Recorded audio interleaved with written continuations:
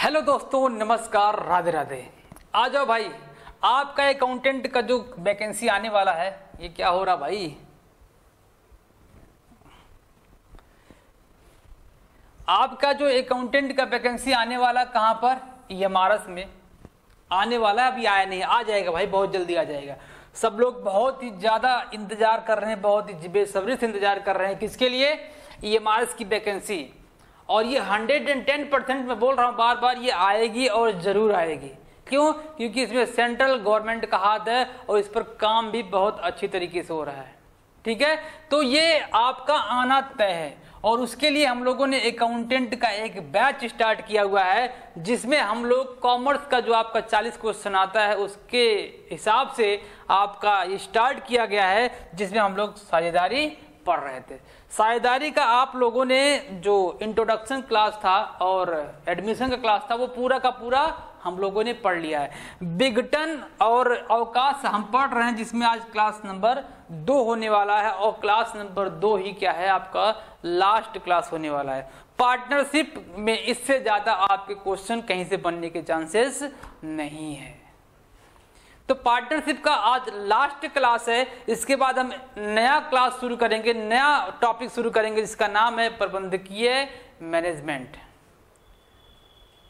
प्रबंधकीय जो आपका अकाउंटिंग है, सॉरी प्रबंधकीय अकाउंटिंग, प्रबंधकीय मैनेजमेंट नहीं मेरे भाई, प्रबंधकीय अकाउंटिंग जो आपका है वो क्या है कि उसमें कुछ रेशियो होते हैं जो आपको हमेशा परेशान करते हैं। मैं उसको बनाऊंगा आसान। ठीक है, जो वहां से कॉन्सेप्ट निकल के आते हैं वो क्या होता है, बड़ा ही जबरदस्त होता है, जिसमें लोगों को परेशान करता है कि अरे यार ये कैसे कहां से पूछ लिया। वो सॉल्यूशन मैं आपको देने वाला हूं बहुत इजी वे में। ठीक है, आज पार्टनरशिप का लास्ट क्लास कर लेते हैं। अवकाश चल रहा है मेरे भाई, अवकाश हम लोग पढ़ रहे हैं। ब्लैक में लिखा गया दिख नहीं रहा होगा, है ना। अवकाश आज खत्म हो रहा है और जो आज का टॉपिक होने वाला है बड़ा ही इंपॉर्टेंट टॉपिक होने वाला है। क्यों? क्योंकि इसमें हम विघटन भी देखने वाले हैं।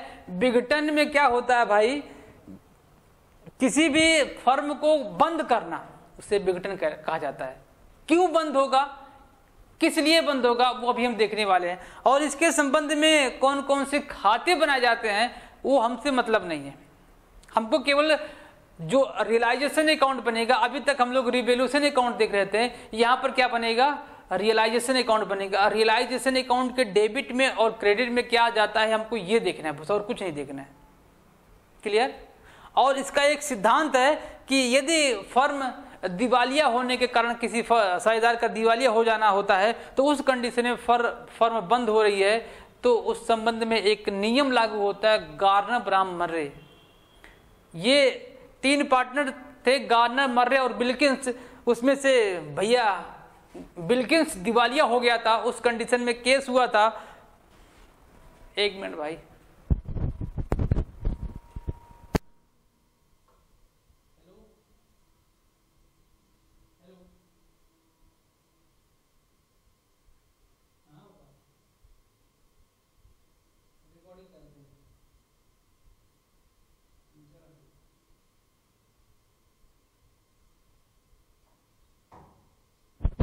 हेलो।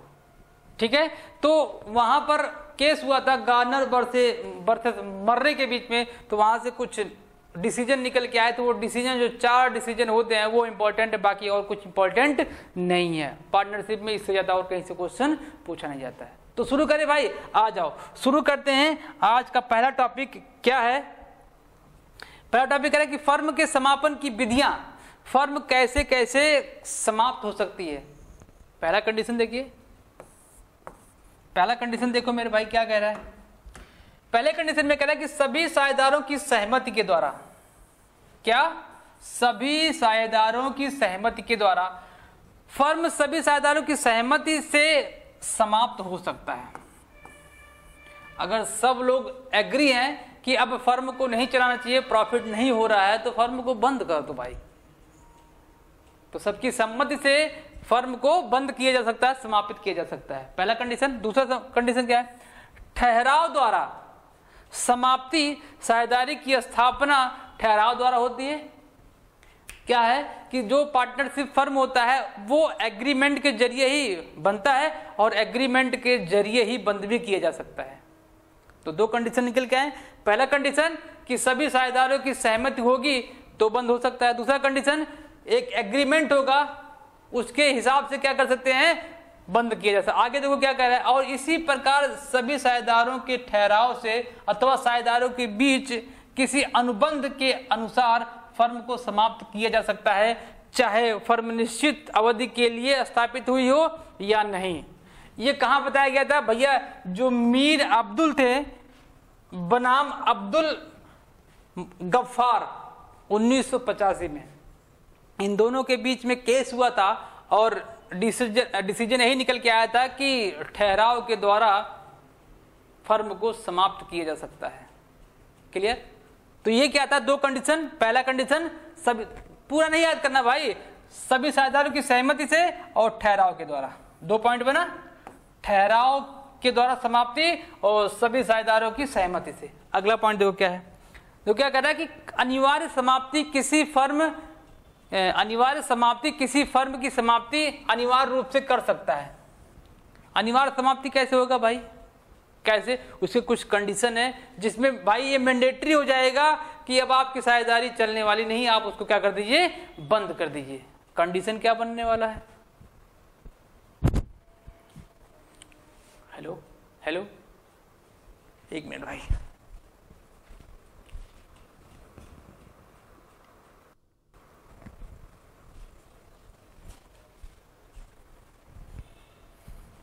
कंडीशन देखो क्या बन रहा है, कंडीशन देखो, पहला कंडीशन कह रहा है कि सभी साझेदारों के या एक को छोड़कर सभी साझेदार दिवालिया हो जाएं। क्या बन के आ गया भाई, सभी साझेदारों का या उसमें से किसी एक को छोड़ दें, बाकी सब क्या हो जाएं, दिवालिया हो जाएं। भाई अगर सब दिवालिया हो गए हैं तो कौन व्यवसाय करेगा, फर्म में काम करने वाला कौन, एक व्यक्ति बचा है, तो एक व्यक्ति से फर्म नहीं चलता है, उसमें कम से कम दो व्यक्तियों का होना जरूरी है। तो इस केस में क्या होगा, फर्म बंद हो जाएगा। दूसरा कंडीशन देखो,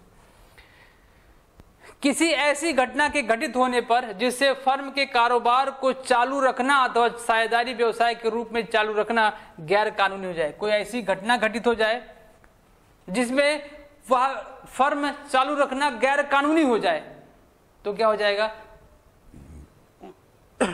उस कंडीशन में ही फर्म को बंद किया जा सकता है।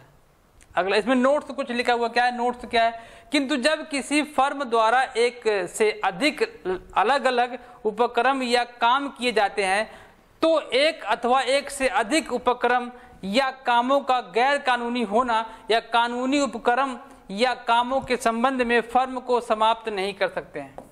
ये कह रहा है कि भाई कुल मिला जो ये कह रहा है कि जब कोई व्यक्ति एक या एक से अधिक, दो या दो से अधिक काम करता है तो उस कंडीशन में फर्म को विघटित नहीं किया जा सकता। इसका सार है ये, ठीक है। तो तीन कंडीशन हुआ, पहला कंडीशन सभी साझेदारों की सहमति से, दूसरा कंडीशन एक ठहराव के द्वारा, तीसरा कंडीशन अनिवार्य समाप्ति। अनिवार्य समाप्ति कब होगा, जब उसका फर्म गैर कानूनी के दायरे में आ जाएगा। गैर कानूनी कैसे आ जाएगा कि भाई पाकिस्तानी का कोई मेंबर उसमें शामिल हो जाए, बिल्कुल हो सकता है। तो इस कंडीशन में भी, एक मैंने एग्जांपल बताया भाई, तो इस कंडीशन में भी वो गैर कानूनी के दायरे में आ सकता है। और जो एक्ट का जो सिद्धांत है उसको फॉलो नहीं करेगा तब भी क्या हो जाएगा, गैर कानूनी के कैटेगरी में आ जाएगा। तो पहला क्या हो गया, सभी साझेदारों या उनमें से एक को छोड़कर सभी साझेदार क्या हो जाएं, दिवालिया हो जाएं। तो अनिवार्य में ये दो आते हैं। अगला देखो क्या कह रहा है, तीन कंडीशन देख लिया। चौथा देखो क्या कह रहा है, किसी आकस्मिक घटना के घटने पर समाप्ति। कोई घटना घटित हो गई भाई, आकस्मिक घटना घटित हो गई, तब भी क्या हो सकता है, साझेदारी बंद हो सकता है। अच्छा क्या क्या है, पहला देखो, यदि किसी निश्चित अवधि के लिए स्थापित की गई थी, भाई कोई 2 साल 3 साल के लिए पार्टनरशिप फर्म बनाया गया था, वो अवधि पूरी हो गई तो क्या हो जाएगा, बंद हो जाएगा। दूसरा कह रहा है, यदि किसी एक या एक से अधिक उपक्रम या काम करने के लिए स्थापित की गई है तो उसके पूर्ण होने पर खत्म हो जाएगा। तीसरा कह रहा है, किसी साझेदार की मृत्यु पर, किसी साझेदार की अगर मृत्यु होगी अथवा किसी साझेदार के द्वारा दिवालिया घोषित किए जाने पर क्या हो जाएगा, साझेदारी समाप्त हो जाएगी। ठीक है, तो ये क्या था, आकस्मिक घटना से भी समाप्ति की जा सकती है। अगर मान लीजिए ये जो कह रहा है, जो थर्ड वाला कंडीशन कह रहा है, ये जरूरी नहीं कि इसके से साझेदारी फर्म बंद हो जाए, लेकिन अगर आपके पास दो ही साझेदार हैं तो एक अकेला कर नहीं पाएगा, तो उस कंडीशन में बंद हो जाएगा। अगर वहां पर मान लेते हैं 20 या 18 या दो भी, जो भी हो 15 हो, तो उसमें से एक मर जाएगा लेकिन फर्म चलता रहेगा। लेकिन अगर दो ही साझेदार हैं तो उस कंडीशन में क्या हो जाएगा, ये फर्म विघटित हो जाएगी। ये सब जगह लागू नहीं होगा ये वाला। ओके, अगला देखो क्या कह रहा है, ऐच्छिक साझेदारी की सूचना द्वारा समाप्ति। ऐच्छिक साझेदारी, ऐच्छिक साझेदारी क्या है भाई,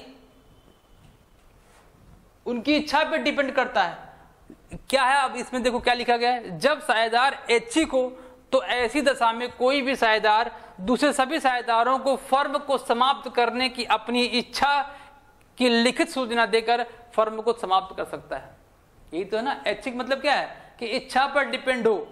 इच्छा पर डिपेंड हो तो क्या कर सकते हैं, फर्म को विघटित किया जा सकता है। किसी एक का मन हुआ भाई बंद करो यार, मजा नहीं आ रहा है, फर्म चलाने में मजा नहीं, क्यों, प्रॉफिट नहीं हो रहा, तो बंद करो। या फिर उनमें क्या हो गया, मतभेद हो गया हो साझेदारों में, तो उसका दूसरे का मन ना कर रहा हो करने का, उसके साथ काम करने की इच्छा नहीं हो, तो भी इच्छा वहां पर जाहिर कर सकता है। यदि सूचना में फर्म की समाप्ति का कोई तिथि दी गई है तो सूचना में दी हुई तिथि समाप्ति की तिथि से फर्म समाप्त हो जाएगा।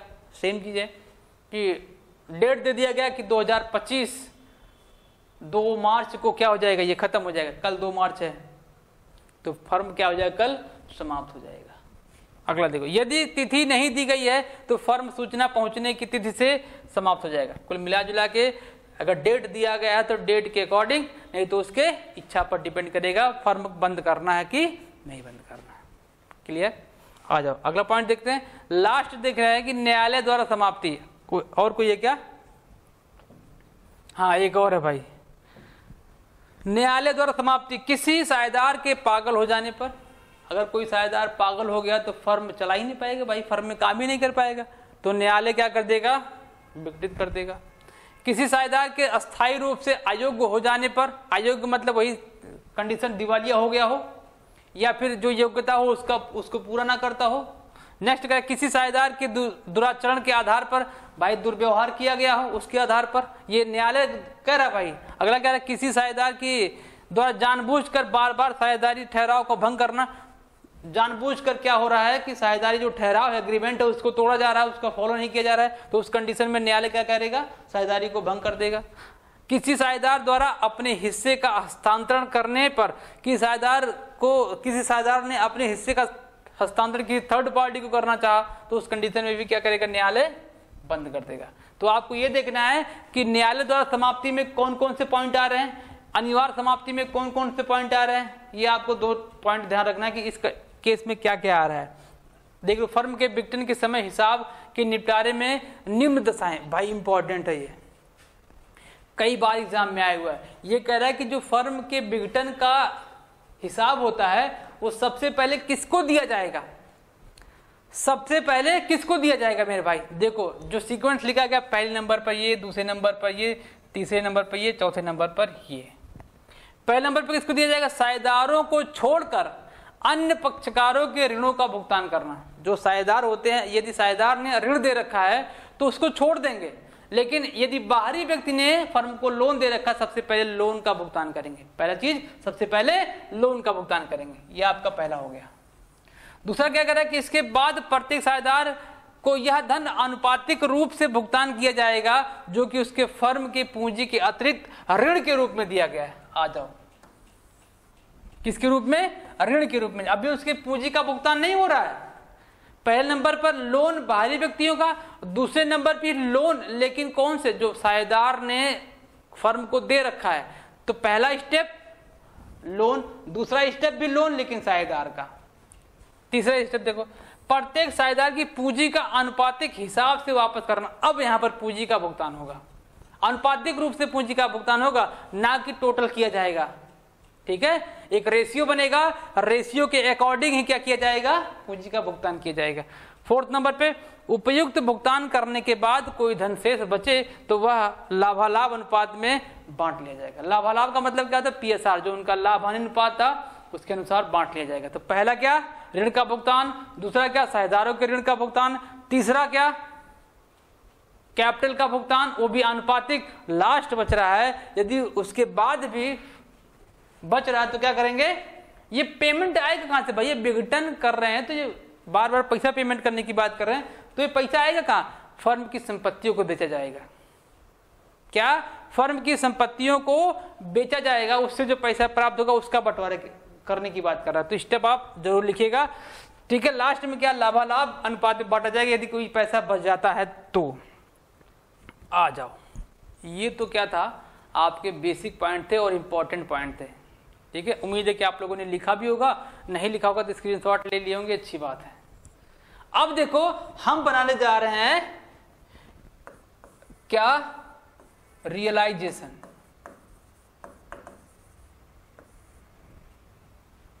रियलाइजेशन भाई, अब आपको ये बताना है कि रियलाइजेशन में जाता क्या है, बस यही देखना है। पूरा सवाल नहीं लगा, मैं बार बार बोलता हूं कि पूरा सवाल नहीं लगाना मेरे भाई, आपको बस इतना देखना है कि जा क्या रहा है। आ जाओ, मैं ये बना देता हूं आपका डेबिट और ये क्या हो गया आपका क्रेडिट। सारे अकाउंट का फॉर्मेट नहीं बनाऊंगा मैं, बस डेबिट और क्रेडिट का अमाउंट समझाऊंगा। सबसे पहले यहां पर लिखा जाएगा कि सन्ड्री एसेट्स की बात कर रहा है। मतलब क्या सर? जितना भी टोटल एसेट्स होगा फर्म का सबको डेबिट में दिखा देंगे, सबको डेबिट में दिखाएंगे। और यहां पर अगर क्या बात कर रहा है? एसेट की बात कर रहा है तो इधर क्या आ जाएगा? लायबिलिटीज की बात आ जाएगा। मैंने सन्ड्री शब्द का यूज क्यों किया? इसलिए क्योंकि सबको मैंने यहां पर दिखा जाए टोटल। सन्ड्री मतलब विविध, जो भी लायबिलिटीज होंगे यहां पर दिखाया जाएगा, उसी बुक वैल्यू पर, जो बैलेंस शीट में दिखाएगा उसी बुक वैल्यू पर यहां पर इसको दिखाया जाएगा। 2 पॉइंट क्लियर हुआ? हाँ सर, आ जाओ भाई, 2 पॉइंट क्लियर हो गया अच्छे से। अब देखो क्या करना है। अब यदि संपत्ति को बेचने से पैसा प्राप्त होगा तो कहां पर दिखाया जाएगा? क्रेडिट में। क्या लिखेंगे? बैंक। किससे? Sale of assets. Sales of asset, जो संपत्ति को बेचने से पैसा प्राप्त हुआ है उसको कहां दिखा देंगे? क्रेडिट में दिखा देंगे। क्लियर? अब आ जाओ, ये इसका काम हो गया। पहले संपत्ति को डेबिट में दिखाया, उसको बेचा, जो पैसा प्राप्त हुआ तो क्रेडिट में दिखा दिया गया, ठीक है। अब देखो इसको जो पेमेंट किया जाएगा यहां पर बैंक कर देंगे। बैंक हो गया, बैंक कर दिया, अच्छी बात है। अब हो सकता है कि किसी साझेदार के द्वारा लायबिलिटी को पेमेंट करने का निश्चय कर लिया जाए, तो यहां पर लिखेंगे partners capital. Partners capital, bracket में लिख देंगे लायबिलिटीज। क्यों? क्योंकि किसी लायबिलिटी का भुगतान करने का उसने जिम्मा ले लिया, और किसी साझेदार ने क्या ले लिया? संपत्ति को ले लिया। उसको पैसा नहीं चाहिए तो उसने क्या कर लिया? किसी एसेट को ले लिया। तो यहां पर लिख लेंगे, क्या लिख देंगे? Partners capital. पार्टनर्स कैपिटल, और ब्रैकेट में लिख देंगे एसेट्स। ब्रैकेट में लिख दिया एसेट्स। यहां पर यदि किसी एक्सपेंस का भुगतान किया तो भी यहां पर लिखेंगे बैंक, तो भी क्या लिखा जाएगा? बैंक। क्लियर? ये आपका 4 इधर 3 उधर, यही इंपॉर्टेंट है। क्या है? यही आपका इंपॉर्टेंट है मेरे भाई।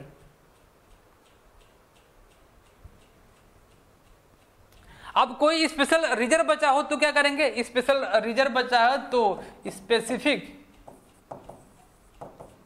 रिजर्व होगा तो यहां पर दिखा देंगे। क्लियर? स्पेसिफिक रिजर्व होगा तो यहां पर इसको दिखाएंगे, है ना? मजे की बात। आपसे क्वेश्चन क्या पूछेगा पता है? क्वेश्चन ये पूछेगा कि किसी फर्म का विघटन हो रहा, उस कंडीशन में फर्म में जो संपत्ति बिक रही थी उस संपत्ति में से फलाने साझेदार ने क्या कर लिया? एक संपत्ति को ले लिया। तो तो उसको रियलाइजेशन अकाउंट के डेबिट में दिखाया जाएगा कि क्रेडिट में दिखाया जाएगा? डेबिट में दिखाया जाएगा कि क्रेडिट में दिखाया जाएगा? आप बताओ कहां दिखाया जाएगा? मैंने लिखा ना, संपत्ति को अगर लिया तो क्रेडिट, अगर लायबिलिटी का भुगतान करने के लिए लिया तो डेबिट। क्लियर? आ जाओ, कुछ और चीज बच रहा? हाँ बच रहा, बिल्कुल भाई। अगर कोई लोन का भुगतान हो रहा है तो बैंक लिखेंगे। क्या लिखेंगे? बैंक लिखेंगे और ब्रैकेट में लोन दिखा देंगे। ठीक है, किसी लोन का भुगतान हो रहा हो तब भी कहां पर दिखा जाएंगे? डेबिट में, और ब्रैकेट में लोन लिख देंगे। अब इसके बाद रियलाइजेशन अकाउंट का टोटल करेंगे, जो घटेगा बढ़ेगा, all partner in PSR ratio. कौन से partner? All partner in PSR ratio. जो भी बनेगा प्रॉफिट शेयरिंग रेशियो, उसी के अकॉर्डिंग इसको बांटा जाएगा। क्लियर? तो ये क्या था? आपका रियलाइजेशन अकाउंट था। इजी है, बहुत ही ज्यादा इजी है। बस आपको क्या करना है? डेबिट और क्रेडिट के मत को याद करके रखना है। ठीक है, लिख लिया? लिख लो भाई। आ जाओ लास्ट टॉपिक पे चलते हैं। क्या है? गार्नर बरसे मर्रे। बिल्किंस का नाम नहीं लिख रहा हूं मैं, और मैं केवल क्या कर रहा हूं? जो कोर्ट का डिसीजन था ना, मैं वही लिखूंगा, डिसीजन। फालतू की चीज मैं नहीं पढ़ा रहा हूं भाई, फालतू की चीज पर हम फोकस नहीं करने वाले हैं। गार्नर वर्सेस मर्रे का जो विवाद था, उस कंडीशन में कोर्ट में से जो डिसीजन निकल के आया था, बस हमको वही देखना है। 4 डिसीजन थे, हमको वही देखना है, फालतू की चीजें नहीं देखना है। कह रहा है कि पहला डिसीजन था कि जो दिवालिया साझेदार है, दिवालिया साझेदार की पूंजी की कमी, पूंजी की कमी को शोधक्षम, ऐसे लिखा हुआ है, शोधक्षम साझेदार द्वारा, साझेदार द्वारा किस रेशियो में? पूंजी अनुपात में, पूंजी अनुपात में बांटा जाएगा, बांटा जाएगा। उम्मीद है कि आप समझ गए होंगे। यही टॉपिक है, पहला ही पॉइंट आपके एग्जाम में पूछने का चांसेस 100% होता है। ठीक है, क्या था कि जो दिवालिया साझेदार है उसका जो पूंजी का कमी हो रहा है, शोधक्षम का मतलब कि बचे हुए साझेदार, जो रिमेनिंग बचे रहे हैं, जो चला गया, जो प्रेजेंट में है, उनकी बात कर रहा है। वो किस अनुपात में बांटेंगे? आपको ध्यान रखना है कि पूंजी अनुपात में बांटेंगे। दूसरा पॉइंट कह रहा है, देखो आ जाओ, दूसरा पॉइंट देख रहा हो। जो पूंजी अनुपात होगा, जो पूंजी लिया जाएगा, हम शॉर्ट में लिखते हैं, पूंजी क्या होगा? दिवालिया होने के तिथि के पहले, तिथि के बैलेंस शीट, मैंने शॉर्ट में लिख दिया, बैलेंस शीट के पहले, तिथि के पहले, मतलब कि जो जहां दिवालिया है उसके पहले जो बैलेंस शीट बनाया गया है, पूंजी दिवालिया, सॉरी, पूंजी दिवालिया होने की तिथि के पहले बैलेंस शीट से लिया जाएगा, लिया जाएगा। ओके, तीसरा देख लो। तीसरा क्या भाई? मतलब कि यहां पे जो कह रहा है कि पूंजी का अनुपात जहां पर वो दिवालिया हो रहा है उसके पहले जो बैलेंस शीट बनाया गया होगा, लास्ट वाला बैलेंस शीट, उसमें जो पूंजी होगा उसके हिसाब से रेशियो बनाया जाएगा। वसूली की हानि, ये इंपॉर्टेंट है, मतलब कि ये पहला वाला और तीसरा वाला, वसूली की हानि, वसूली की हानि शोधक्षम साझेदार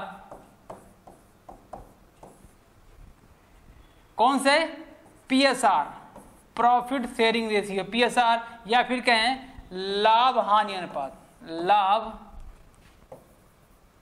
हानि अनुपात में बांटेंगे। ठीक है, किस अनुपात में, लाभ हानि अनुपात में बांटेंगे।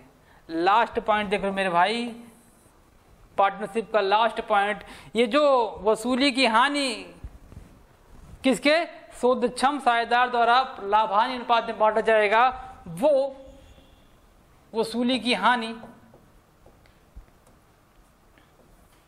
वसूली की हानि, वसूली की हानि शोधक्षम साझेदार, शोधक्षम साझेदार नगद रूप में लाएंगे भाई, नगद रूप में लाएंगे, ये ध्यान रखना। कैश लेके आएंगे, जो वसूली पे रियलाइजेशन अकाउंट में जो लॉस हुआ होगा, उस कंडीशन में बचे हुए साझेदार जितना लॉस हुआ है वो आनुपातिक रूप से क्या लेके आएंगे, नगद लेके आएंगे। मैंने आनुपातिक नहीं, शोध साझेदार आनुपातिक रूप से नगद में लाएंगे। ठीक है, तो ये 4 टॉपिक आप नोट डाउन कर लो गार्डनर वर्सेस मर्रे के नियम में। ठीक है, इंपॉर्टेंट है ना भाई, हाँ सर इंपॉर्टेंट है। ठीक है, ये क्या था आपका साझेदारी से संबंधित जितने भी टॉपिक थे वो हम लोगों ने देखा और बहुत अच्छी तरीके से देखा। उम्मीद है कि आप लोगों ने नोट डाउन भी किया होगा। ओके, तो अगला क्लास हम लोग का होगा, मैं टॉपिक बता देता हूं क्या क्या टॉपिक होने वाला वहां पर। सबसे पहले होगा रेशियो एनालिसिस, इसके बाद उसका नेक्स्ट चैप्टर होने वाला मार्जिनल कॉस्ट, उसी में हम जोड़ के पढ़ाएंगे बजट। ये 3 टॉपिक आपके हैं जो आपके एग्जाम में आप देखिएगा एक अलग तरीके से छाप छोड़ने वाले हैं। क्यों? क्योंकि ये जो टॉपिक्स हैं इसमें से कुछ टॉपिक ऐसे हैं कि सारे बच्चों को समझ में नहीं आता है। बहुत सारे बच्चे क्या होते हैं, कंफ्यूज होते हैं। उसमें कंफ्यूजन को मैं ऐसे दूर करूंगा, देखिएगा एक एक पॉइंट जो होगा ना आपके दिमाग में छपेगा, क्लास में ही दिमाग में छप जाएगा। बस आप रिवाइज करते रहिएगा तो छपा हुआ चीज निकल जाता भाई, लेकिन छप जाएगा आपका यहाँ पर क्लास के जरिए ही। बस आपको रिवाइज करते रहना, एग्जाम तक आपके दिमाग में वो स्टोर हो जाएगा, कभी उसको भूलेंगे भी नहीं। ओके, चलो